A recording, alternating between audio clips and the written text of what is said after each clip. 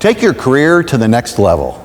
The University of South Florida, St. Petersburg is offering a master's degree in digital journalism and design. Do the entire program from home and complete it in as little as 1 year. For more information, email journalism@usf.edu or call 727-873-4544. The cost is reasonable, the experience is invaluable. From the worldwide leader in journalism, truth, and democracy, this is the Poynter Report Podcast, a joint production between the Poynter Institute and the Department of Journalism and Digital Communication at the University of South Florida, St. Petersburg. Now here's your host from the Poynter Institute, Tom Jones.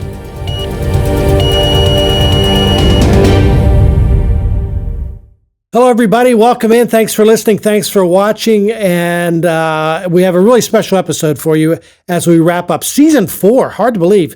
Season 4 of the Poynter Report Podcast. And it's a very special edition because we're going to talk about PolitiFact's Lie of the Year. And help us talk about it, of course, is my colleague and my friend, Katie Sanders, Editor-in-Chief of PolitiFact. Hey, Katie, how are you? Hey, Tom. Good to see you. Good to see you. And I know I should also mention, if people see some folks behind you with cameras or whatever, they're filming a documentary about you, right? Or about PolitiFact? About PolitiFact, yes. Yeah. So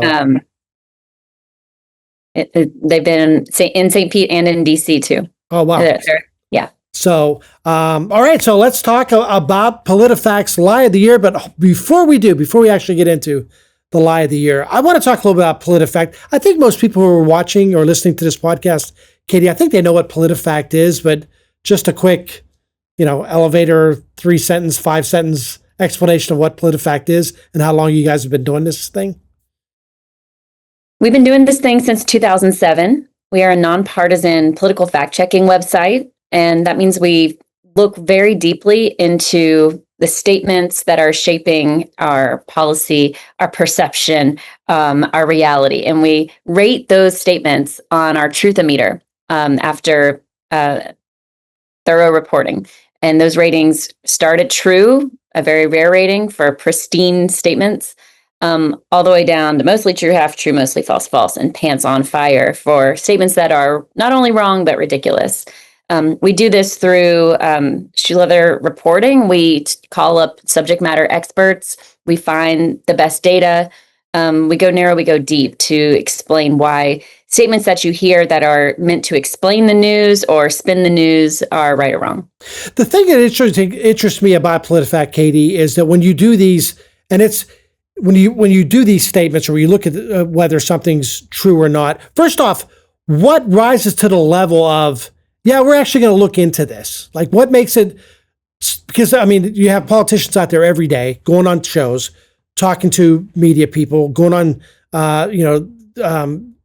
talking to media as they walk back and forth, or putting out things on social media. What makes it rise to the level of like, hey, we should look into whether that's true or not? I think the classic test has been, did that statement make you go, really? Would the average person hear it and go, really? They have to want to know whether something is true. So it needs to be usually something that's on the news and not immediately apparent to the average person. We do a bit of screening sometimes too. Sometimes we will see is this something somebody could confirm in a 2-second Google search? If so, that seems pretty true. Let's prioritize. One theme that we'll talk about in this conversation is that there are a lot of falsehoods to go around this year. So we have a number of statements to choose from. And so we try to evaluate what we work on based on its importance and, whether it's something that actually can be checked. There's a lot of conversation about videos of boat strikes in the Caribbean Sea these days. And right. We don't have those videos. We would love to see them. But they've only been shown to a select group in Congress. So that kind of limited information sometimes limits what we're able to say definitively in a fact check. So just one example, we try to look for things that are measurable. You mentioned video. Has AI really thrown a wrench into what you guys do? I look at videos online and the first thing I think now is that's AI. That can't be true because that's AI. How much is that really made you guys step up your game in terms of like trying to figure out what's true and what's not true? Well, we've really specialized in fact checking online mis and disinformation for really about a decade, if not longer, if you factor in chain emails before that. But we've been on the front lines of fact checking information in social media feeds for a long time. We used to do that with the Facebook fact checking program, and the US fact checkers are no longer a part of that. But we still cover online manipulation. And so AI, it really feels more like it's been building for several years, and now we're at this very alarming place where it's so easy to create hyper-realistic video with the touch of a button, a few words and the touch of a button. And even for what I would say our very trained eyes, it can be very tough. Even when I'm scrolling social media or TikTok, I will see something that looks like a heated altercation in a coffee shop.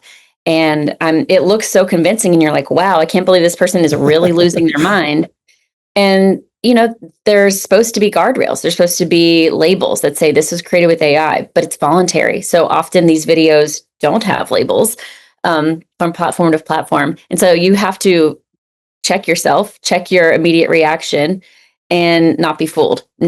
So as much fact checking as we do, we also try to educate people about what to watch for. Just in the way people speak in these videos, their gestures, are they breathing? You have to be like a forensic investigator, looking at every corner of what you're seeing. And that responsibility can be exhausting. So we do fact check a fair amount of videos.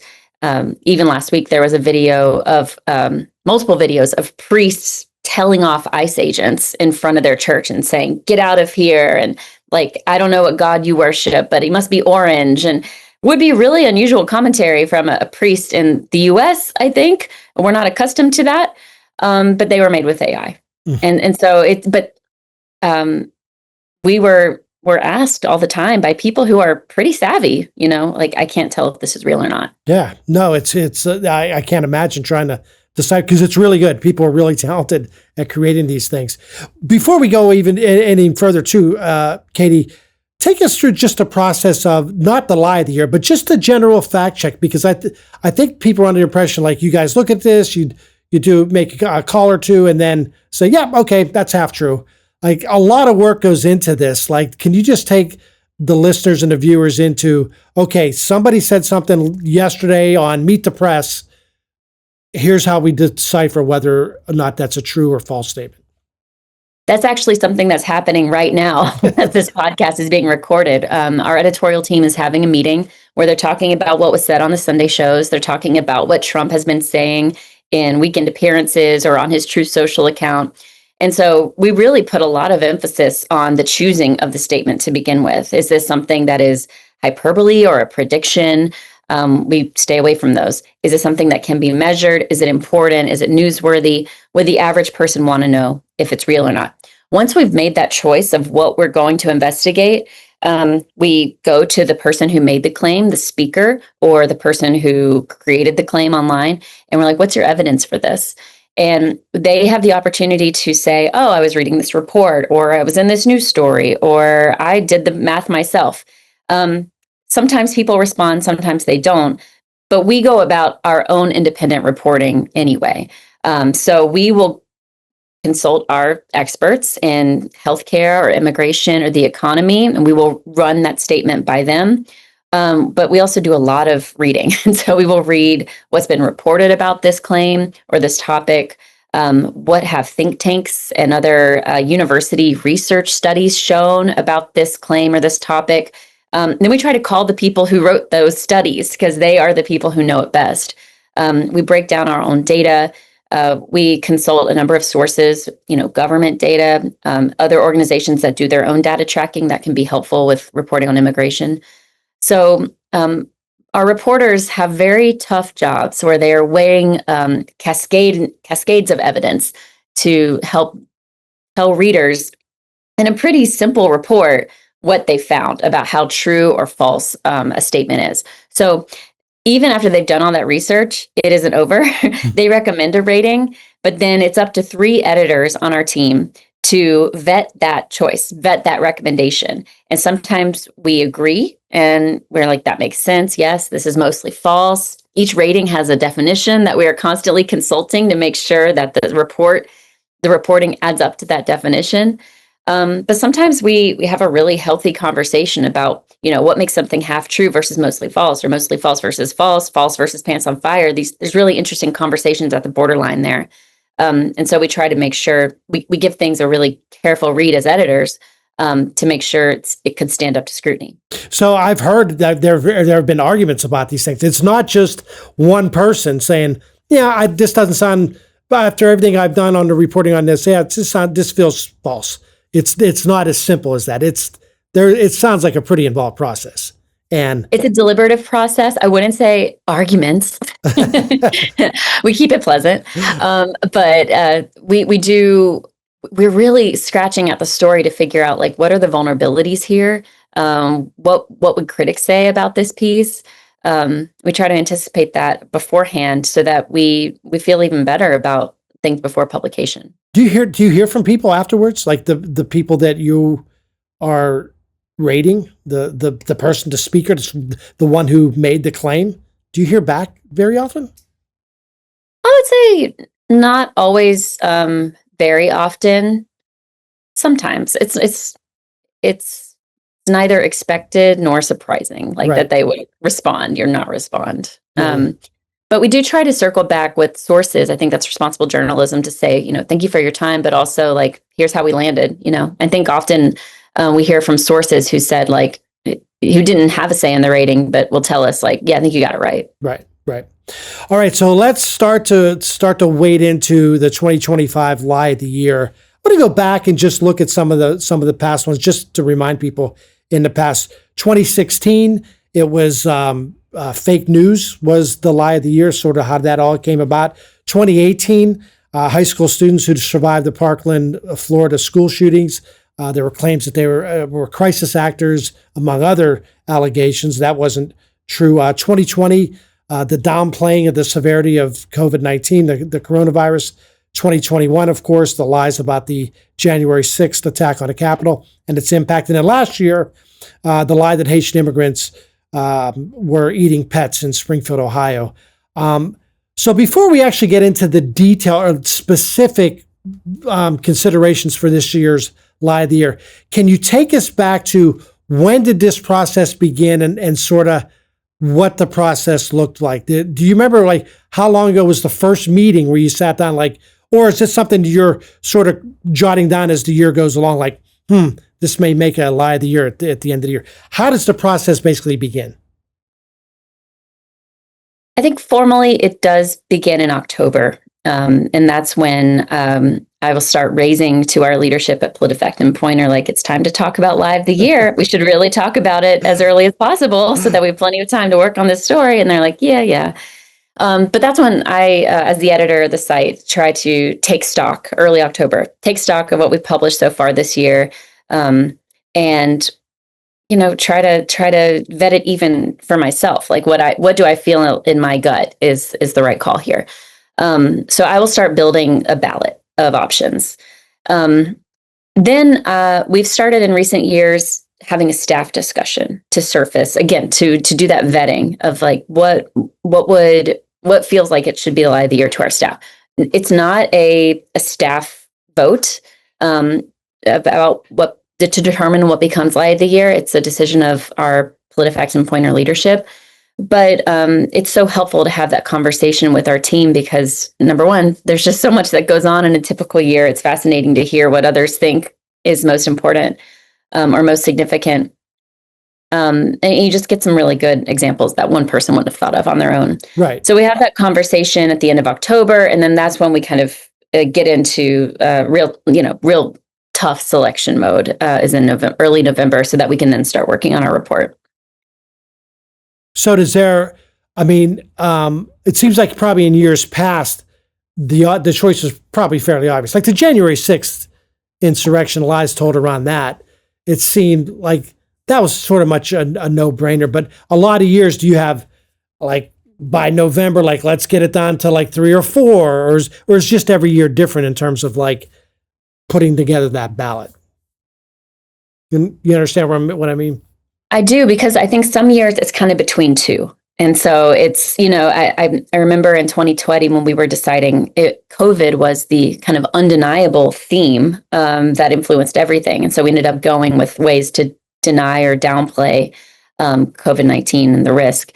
But there was a lot of, that was really a big year for fomenting skepticism and doubt about the integrity of the election results. And that was a really big deal. And then weeks after, we had January 6th happen. So it was clearly something that was even bigger than, we knew it was big, to be clear, but it just went on to take on this unprecedented day at the Capitol. So that I remember that was a good conversation. And I think there's always a good case for other things on the ballot. I remember the year we awarded the Lie of the Year to Vladimir Putin for the kind of the false justification for invading Ukraine. That to me felt like that was a really compelling selection, and I don't remember it being that hard to get there. I think it was something that the whole world was paying attention to, right? Which brings us to this year, which is really challenging. Well, hold your thought right there. We're going to take a quick break, and we'll come back and we'll talk about this year's Lie of the Year. Just a quick reminder, if you really like what you're seeing here on the Poynter Report Podcast, if you like what you listen to, if you like watching us on YouTube, give us a like, subscribe. That would help us out a bunch. All right, when we come back, we'll talk about 2025's PolitiFact Lie of the Year. Hey, everybody. If you enjoy this podcast, can I ask you for a quick favor? Please subscribe to the Poynter Report newsletter, where I bring you the latest media news and analysis each and every weekday. If you already subscribe, thank you. But don't stop there. Check out the other great newsletters we offer at poynter.org/newsletters. Every Wednesday, my colleague Kristen Hare spotlights what's happening in local newsrooms across the country in Local Edition. On Fridays, my editor Ren LaForme rounds up the smartest stories from Poynter in his newsletter, Open Tabs. If you care about misinformation, fact-checking, and getting to the truth, you'll love Factually. And if you're looking to sharpen your writing, leadership, or ethics skills, Poynter Pro Weekly has you covered. Go to poynter.org/newsletters and sign up today. All right, Katie Sanders, editor-in-chief of PolitiFact. This is, I forget what number, but it's 2009. You've been doing Lies of the Year at PolitiFact since 2009. As we get ready to reveal the 2025 PolitiFact Lie of the Year, what were some of the contenders? Maybe don't give us the actual one. I don't know it yet, by the way. As we're recording this, I don't know the exact answer. I think I know, but I'm waiting to find out just like a lot of people. What do you have a few contenders for us before some of the ones that you actually thought about? Because it seemed like there was a million lies this year that were really big. Doesn't seem to be an obvious choice to me, but maybe I'm wrong. I would agree with you. And I'm kind of curious, what about this year to you? Sorry to ask you a question. No, that's fine. It's conversation. Why do you think this year felt more filled with lies than others? Yeah, I think just the chaotic nature of the administration through the first 9 months, and with so many policy changes, so many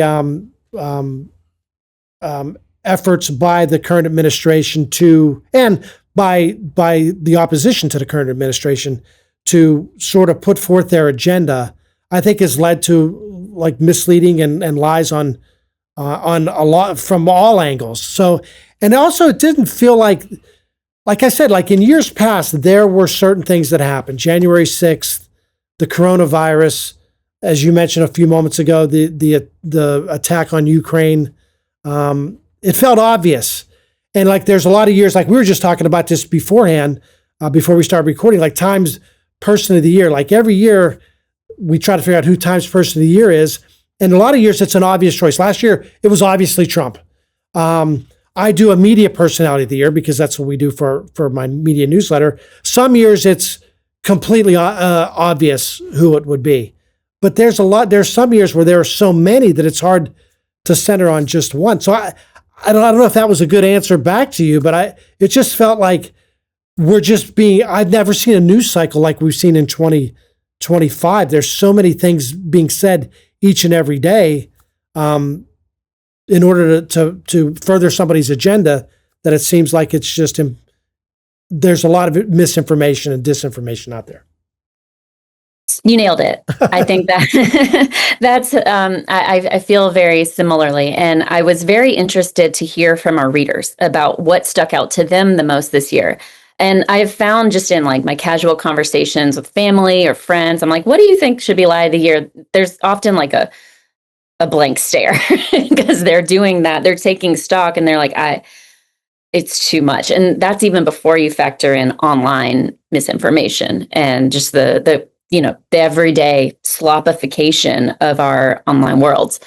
So every year we ask our reader what they think lie of the year should be. And so to answer your original question, I'm going to take you through the ballot. Okay. So we didn't want them to start from scratch. We presented a list of 15 options. And so I'm just going to pick out a few. Okay. President Trump does appear on this list quite a bit. You remember the Terry Moran interview he did back when Terry Moran was at ABC?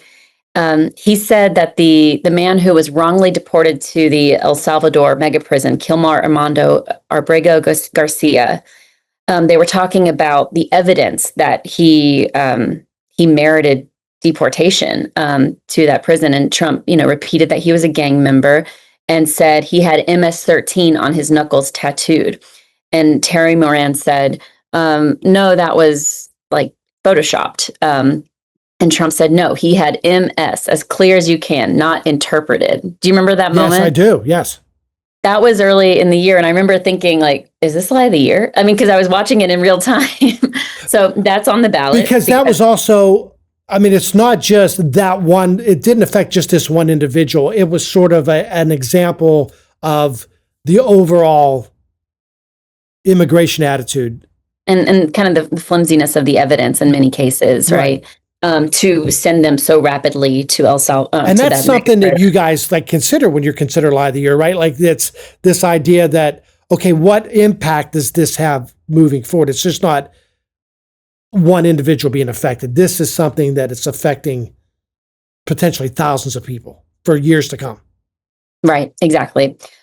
So we also had President Trump's claims that for every boat strike off the coast of Venezuela, we save 25,000 American lives. So the quote was, every boat that we knock out, we save 25,000 American lives, which got a pants on fire rating. It's, as one reader said, statistical nonsense based on reading our report. And so that one's also in the news and top of mind, I think, at this point in the year. So that one performed pretty well. We actually had Caroline Leavitt, the press secretary at the White House, saying tariffs are a tax cut for the American people, which is the opposite of what economists say happens when you levy tariffs. See, that would have been my pick. As I was thinking about that, but now when you reveal what it is to me, then I may change my mind. But as I was thinking about the thing that seems to be the strongest lasting, it's the idea that tariffs are somehow a tax on the American people. Yeah, that was the one that jumped out at me. But anyway, keep going. We had some other claims that were not from the Trump administration on the list. Illinois Governor J.B. Pritzker, Democratic Illinois governor, said the government decided to shut down the SNAP machines so they can't be used. That's false. SNAP machines are not a thing. That was during the government shutdown. And a couple of statements from House Minority Leader Hakeem Jeffries as well, kind of going too far and how much medical research the Trump administration had ended, distorting a statement that the Trump administration just declared that erecting a ballroom is the president's main priority rather than cost of living and healthcare. It was kind of taking a Leavitt statement out of context. So we rated that false. One quick one that I thought was interesting and will stick out for me as a surreal moment was Labor Day weekend when Trump is dead trended online. Do you remember this? Yes. And so he didn't show up. Nobody had seen him for a couple of days or whatever. Yeah. Yeah. And so they were compounding that with some stuff J.D. Vance said earlier in the week about, he would be ready to take over. And then, kind of questions about Trump's health. And so all of a sudden, these questions and the speculation became Trump is dead. He has died. Right. And that really stuck out to me as like people losing their grip on how a president's death would be handled, and just kind of running with the most extreme conspiracies. Yeah. And it kind of showed that conspiracy theories can go both ways. Right. So ultimately, the readers, we did a ranked choice system this year. So people you couldn't just say which one was the absolute winner. You had to rank your choices, which was interesting. And so when we did it that way, then Benjamin Netanyahu claimed that there was no starvation in Gaza took the top spot in the readers' ballot this year. For a lot of reasons that probably feel obvious to people who listen to the podcast. The second one was Trump saying that the Jeffrey Epstein files were made up by James Comey, Barack Obama, Joe Biden. Obama and Biden were not in office for those probes, which was one reason. That statement was pants on fire. The White House really never tried to explain that one. And then in third place was Trump's statement about the boat strikes that they saved. Each one saves 25,000 lives. And that's a story that just recently has come up. That's something I have a hard time dealing with when I'm talking about like the year in media. It's easy to have this recency bias of like things that just happened, the other day, and we sort of tend to give it more of an impact. But I don't know. That's a interesting choice that the readers made. All right, so what did PolitiFact come up with, Katie? What did you guys ultimately choose as the 2025 lie of the year? Well, it's going to be more than one. We are calling 2025 the year of the lies. Oh my gosh. All right, explain if you can. This year really was like no other in terms of the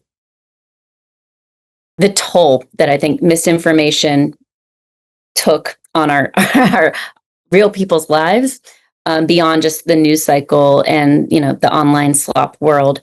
And so we are kind of going back to basics and affirming that facts matter and words matter. And we're going to show people why. We're going to show that lies are powerful and they have consequences on real people. And when people say false claims, lies about how tariffs work, that they are going to make Americans richer, that they are going to help farmers, that they are a tax cut for the American people, we are going to bring you a story from a farmer in North Dakota who shows in his own life experience why it's more than data that this is wrong. It's not just economists who are saying this is wrong. It is his lived experience. So we're going to do a piece on tariffs. Another big moment from the year was Trump and Health and Human Service Secretary Robert F. Kennedy Jr. talking about Tylenol, telling pregnant women not to take Tylenol because, in their words, there is a confirmed risk of autism when you are a pregnant woman taking Tylenol to relieve pain. That's not what research definitively shows. And we have talked to just one doctor, one pediatrician who is a caregiver or a provider in South Florida and is exhausted by the consequence of having to console patients who are concerned about, who are lost about things that should be pretty basic when it comes to vaccinating your child. And correct me if I'm wrong, 2023, I think RFK was your lie of the year, right? For his conspiracies about the vaccines and so forth. Yeah, so he's no stranger to this process. To your point, the sowing of doubt about vaccines and autism has been years in the making for RFK Jr., but he's got the levers now, right? And it has real consequences for private conversations and guidance between doctors and patients. And so we're going to spotlight one doctor who's been confronting that tide of medical misinformation in her office. Another one that we're doing is has been shorthanded as worst of the worst. And so this was, what I mean is that worst of the worst is guiding the immigration policy that you've heard immigration officials, other officials in the administration, and Trump himself say, we are going to deport millions of criminal immigrants. We are going to, we always prioritize them always first as they go from city to city. And the data, and I think what people can see with their own eyes shows that that is not, it's not even close to who is being detained and removed from the country. I think 70% of the people in ICE detention have no criminal convictions. And I don't feel like you even need me to tell you this. You see it on every day in a new news report, in a new city, in a new situation where somebody is a college student or landscaper or green card applicant. Like it's not what was described on the campaign trail at all. And when officials are challenged about it, they go to this line that, well, look, we arrested criminal immigrants. Right. And so the deception guiding the deportation strategy, to me, is very significant. And so we are telling the story of two brothers who attended U.S. high school, came to the U.S. when they were 10 and 11 from El Salvador with their mother. They were fleeing gang violence. They were in the immigration system. They had their initial asylum request denied because they didn't fit the definition of asylum. They were going for a special juvenile status, and they were going to ICE check-ins, and they were arrested at their ICE check-in and back in El Salvador without their closest family members within 2 months. And no criminal activities, right. But that I think that experience is very typical this year, and we're using that story to explain the consequences of assuring people that you are targeting criminal immigrants when you're not. Katie, I know you very well. I know Poynter leadership very well. I know the other people who were probably involved in this decision to have it be the year of the lie. And I know you guys aren't wishy-washy. I know you're not like, oh, we can't pick one, so let's just pick a bunch. There's a real purpose behind the choice that you've made here, right? I mean, it's not as simple as like, well, there's so many, let's just name a bunch. I mean, it seems like there's a greater meaning behind what you guys are doing with this year's selection. Yeah? I think, yes. In our everyday work, we focus on data. We focus on subject matter expertise. We focus on why statements are wrong. I don't think we routinely put in the amount of time to show what happens when lies are enacting policy, or we don't show the human consequences of lies. And it just felt like in a year like this, that's really important. That might be what kind of shakes people to care. We're at a point with misinformation where people are numb to it. Like it's not even that they don't know what to trust. It's that they just kind of have given up trying. And we can't do that as a society. We have to pay attention to the effects of lies. And so that is why we're doing more than kind of tracing the evolution of a statement that we, once a year determine is a lie. We're trying to, like you said, do more than that. So where, Katie, where can people find your stories on this? Where can they go to read this amazing work that PolitiFact has done on the 2025 Lie of the Year? PolitiFact.com. You can also sign up for our newsletter. We will be distributing the coverage in our newsletters. And so we're rolling out, we're not keeping what we're doing a secret. We're going to roll out our stories that we're recognizing as part of the Year of Lies package starting Monday for a few days. So it should be out hopefully it's out by the time this podcast by the time people are listening to it. So amazing work, Katie Sanders. I don't think anybody envies the work that you guys do. It's a big That's a big responsibility, and it's a time when fact checkers, I think, are needed more than ever. And I think the work that you guys are doing, it's I'm sure it's tireless, but I hope it's still rewarding for you. Yeah.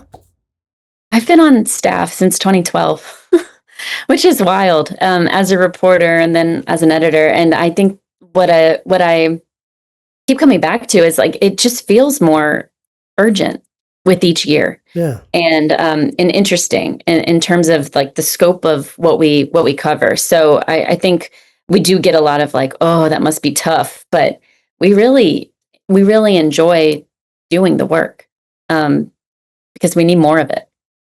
Well, it's certainly important. Katie Sanders, thank you so much. I really appreciate your time. This is now 2 times you've been on, right? We have to, yes. If when you get to 5, we'll do the jacket like Saturday Night Live, but you're a leading contender for that. Okay, great. Thanks everybody for listening. Thanks for watching. This wraps up season 4 of the Poynter Report podcast. We've had a really fun season talking to such people as the great Sally Jenkins, former Washington Post columnist Karen Attia, media writer Oliver Darcy, and Chuck Todd kicked off our season. Go back, check those out if you missed them. And again, give us a good review, give us a like, subscribe. That really helps us out a bunch. We'll be back in January with season 5. Hard to believe, season 5 of the Poynter Report podcast. We'll see you then. Thank you for listening to the Poynter Report podcast. The views and opinions of this episode's guest and the host are not associated with nor reflect those of the University of South Florida. The podcast is produced by the Department of Journalism and Digital Communication at the University of South Florida, St. Petersburg. Executive producers are Elliot Weiser and Ren LaForme. Our producers are Tom Jones and Caden Knowles. Production assistant is Ariel Menkes, and our director is Christopher Campbell. And a special thank you to Neil Brown and Dr. Mark Walters.